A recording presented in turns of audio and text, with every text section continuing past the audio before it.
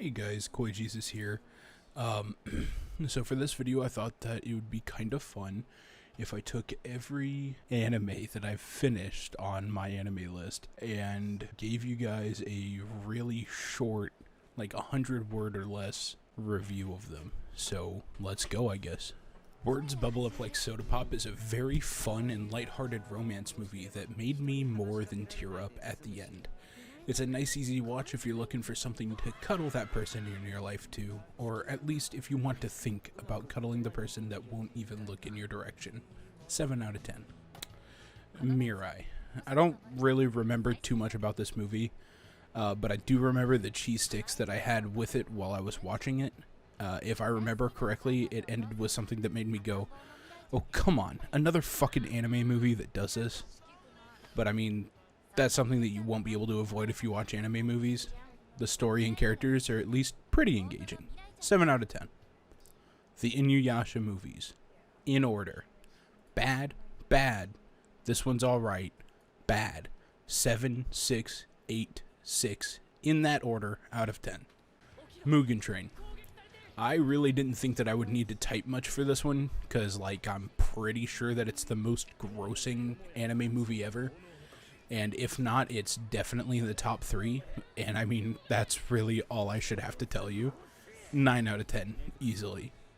Dororo's the third anime that I ever watched and finished, and easily one of my favorites of all time. You get good action, a cast of great characters, and honestly one of the best English dubs that I've ever watched.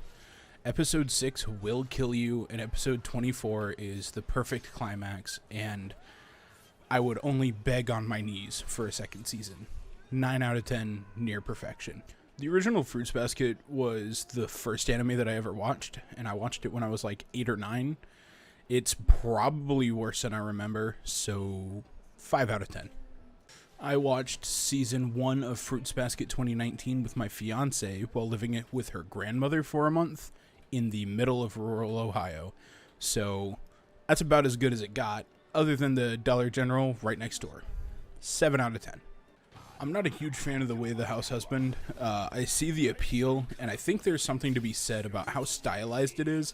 And by stylized, I of course mean the most cash-grabby bullshit that Netflix could have made. It's a fucking slideshow for 2 hours. 5 out of 10. It is funny, though. I fucking hate this show. Bad characters. This one reminds my fiance of me. The rest are fucking stupid and horny.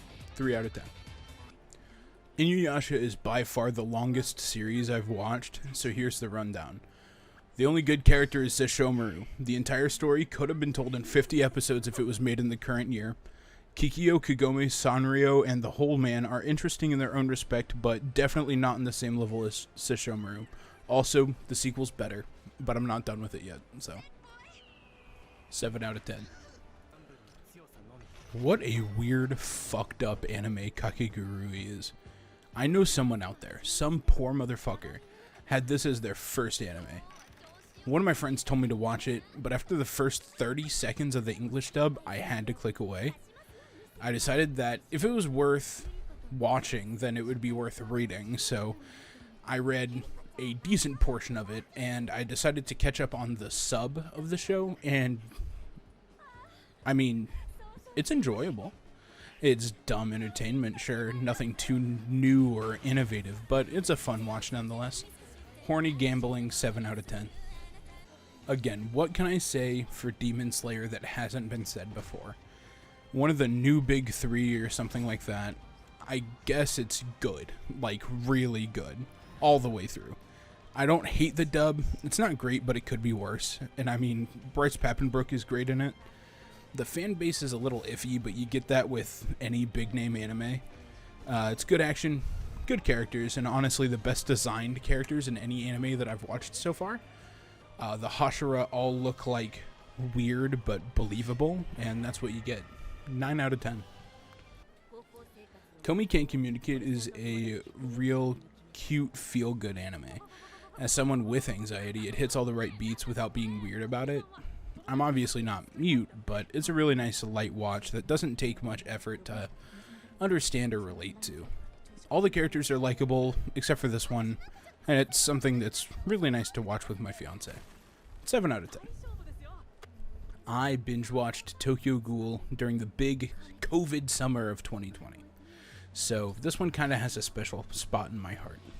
The manga is a solid, easy 10 out of 10. But that would mean that the anime isn't. And that's pretty true.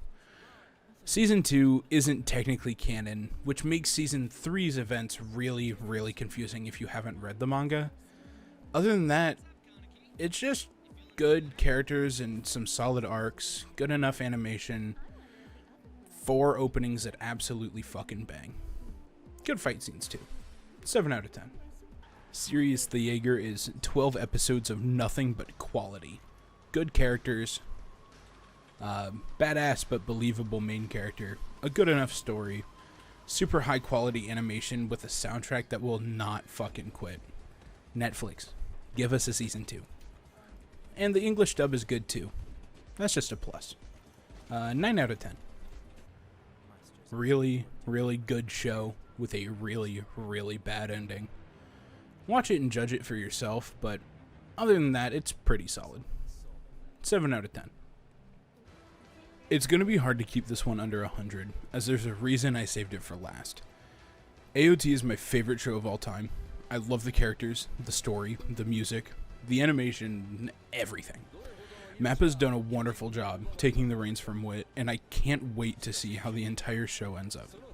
Everything about the show, about the story, is the cleanest, easiest 10 out of 10 that I will ever award anything in my entire life.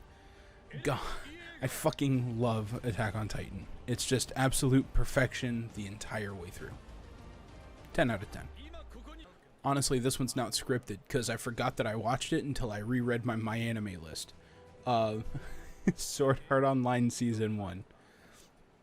I gave it a 5 out of 10 on my My Anime list, because I mean, it's alright. It's Sword Art Online. Fuck you, man. Whatever. Also unscripted, but I do want to add it as a special mention because I'm really enjoying it so far. The Executioner and Her Way of Life. Solid 8 out of 10. It's pretty good so far. The characters are all well written and all have really good motivations. A lot of good plot twists that I wasn't expecting. And the only show to ever do a time loop that didn't make me want to fucking kill myself. And the opening, Paper Bouquet, is written by Millie, which is my favorite band. So, that's also hype. Yeah, go watch that. It's good.